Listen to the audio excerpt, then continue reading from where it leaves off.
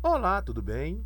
O meu nome é Wagner, aqui do canal Filosofia Barata, e estamos aqui para fazer mais um vídeo para vocês. E o tema de hoje será pobreza. O que é a tal da pobreza? O que podemos aprender sobre essa palavra, né? Qual o significado? Porque hoje no vídeo, né? Esse vídeo, inclusive, eu vou ter que dividir em três partes. Por quê? Porque primeiramente eu vou explicar os três tipos de pobreza, né? Mas principalmente como a pobreza material ela é gerada e principalmente multiplicada. Vamos lá. Primeiramente eu vou falar da pobreza como um estado natural do ser humano. Aí vocês se perguntam, mas Wagner, como assim?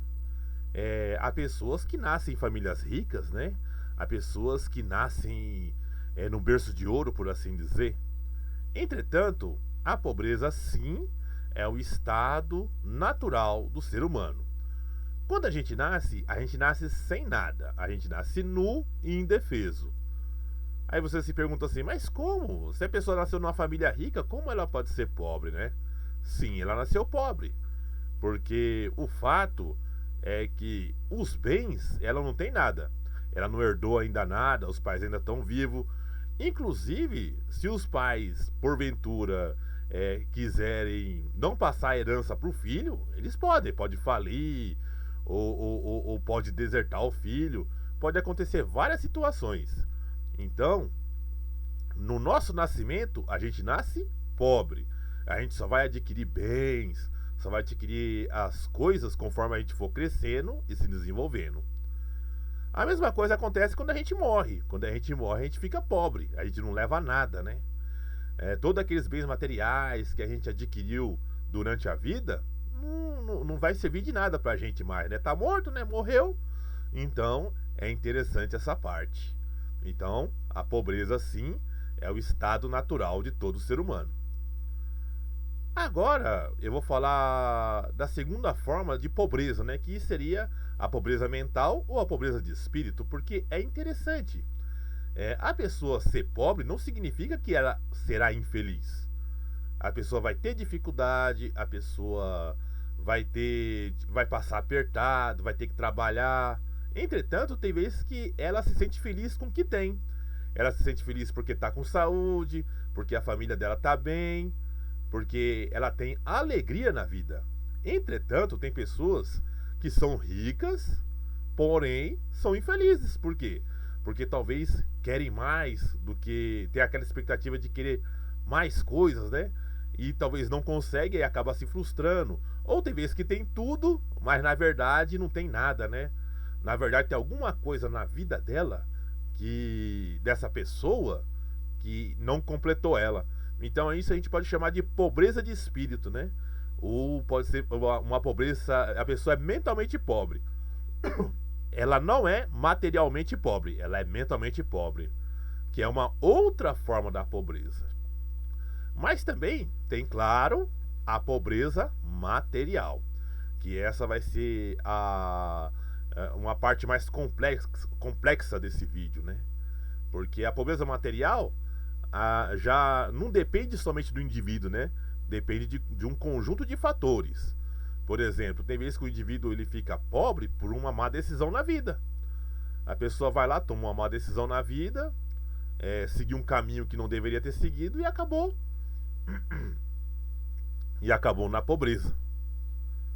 Ou tem vezes que esse indivíduo sofre por elementos externos, né? Ele é pobre, mas é devido a outros tipos de causalidade.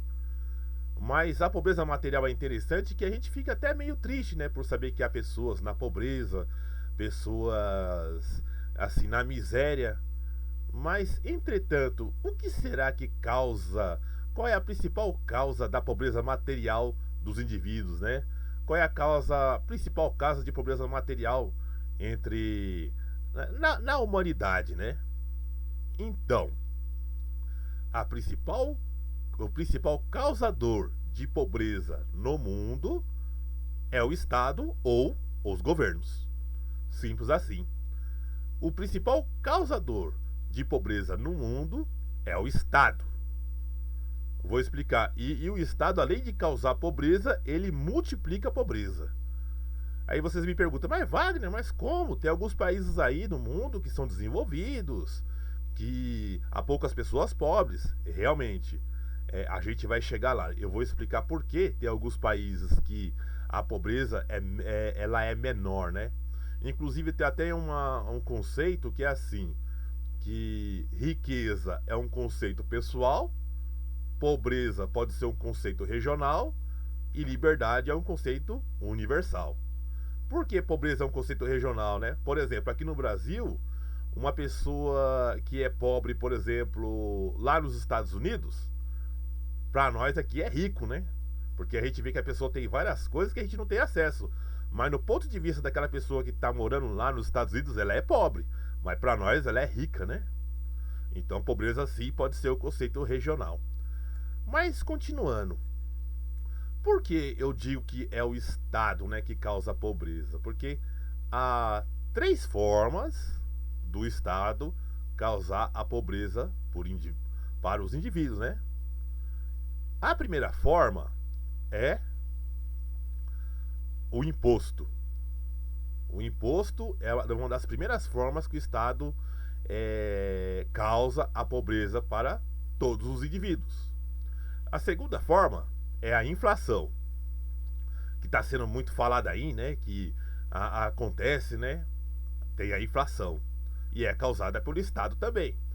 Mas a forma mais nefasta do Estado causar a pobreza para o indivíduo é a regulamentação. Essa é a pior de todas. Mas nessa primeira parte do vídeo eu vou falar aí do imposto, né? Como é que o Estado causa a pobreza via imposto, né? Causa a pobreza da população por imposto. É muito simples, né?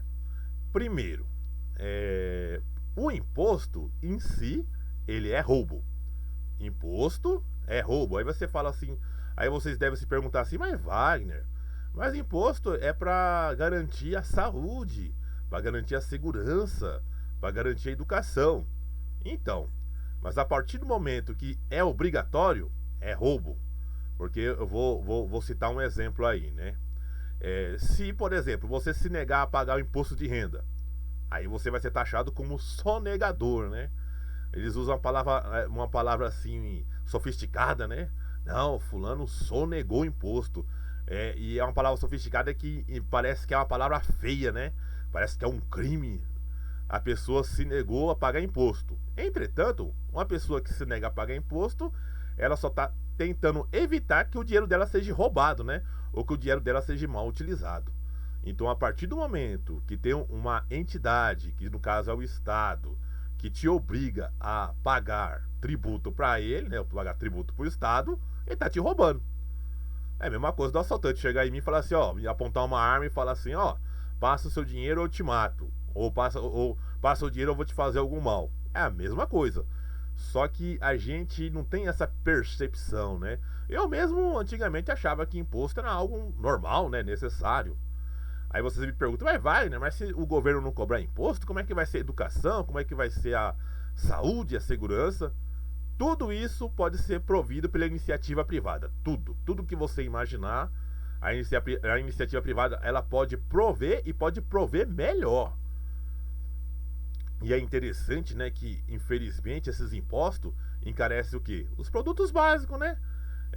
O imposto, ele atinge muito mais a pessoa que é mais pobre do que a pessoa mais rica.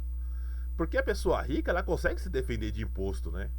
E outra, ela está numa posição de vantagem. O pobre não. O pobre, ele tem que consumir aquele produto, tem que consumir aquele serviço e acaba pagando imposto alto, né, para o Estado. Então, o imposto, sim, empobrece as pessoas mais pobres. Inclusive, né, a gente está no ano de eleição aí e tem candidatos, né? Tem um candidato aí que fala que quer o Estado grande, né? Ele quer mais funcionários públicos, ele quer reestatizar, né? Ele quer reverter privatizações. Só que vocês ficam cientes que esse candidato aí, na verdade, quer ferrar com os pobres, né? Porque o Estado tira o dinheiro dele dos impostos. E quem paga mais imposto é o pobre. Então, quando você aumenta o Estado, quando você coloca mais empresas públicas, que no final quem vai se ferrar é o pobre.